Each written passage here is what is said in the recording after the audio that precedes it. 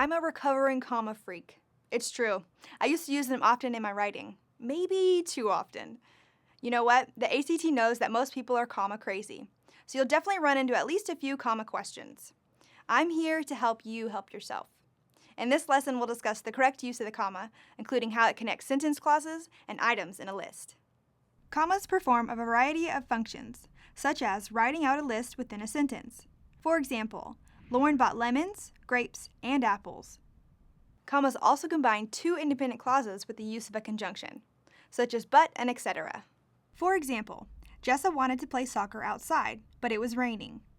In this sentence, the comma combines Jessa wanting to play soccer with the fact that it was raining outside. We've seen how commas are used for lists and combining two clauses.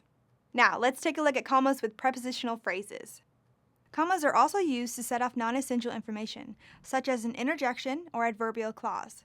They can also separate an adverbial modifier from an independent clause.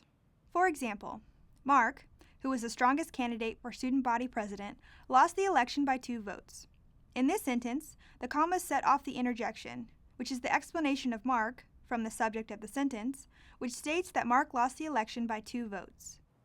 Finally, commas are also used to set off non-essential information. Bobby Ray, the coolest boy in the 9th grade, was voted class president. The non-essential information here is the coolest boy in the 9th grade.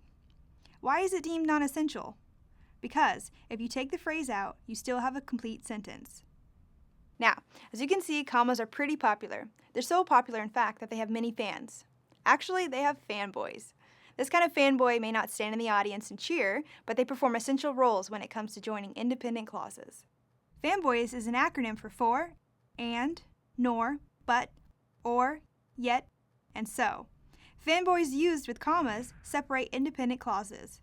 Let's look at an example similar to one you'll see on the test.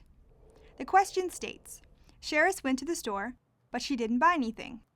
Our answer choices include no change and 3 different versions of the sentence, each with a different comma placement. Let's break it down. Sheris went to the store and she didn't buy anything are each independent clauses. But is the fanboy, and the comma splice correctly separates them. What if we change the sentence to Sheris went to the store but didn't buy anything?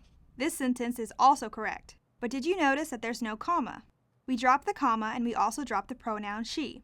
If the sentence read, Sheris went to the store but she didn't buy anything, without the comma, it would be incorrect. As you've seen, there are many correct and incorrect ways to use a comma. In this lesson, we went over the most commonly tested comma rules. Now, make sure you practice a few of the hundreds of problems available throughout this course.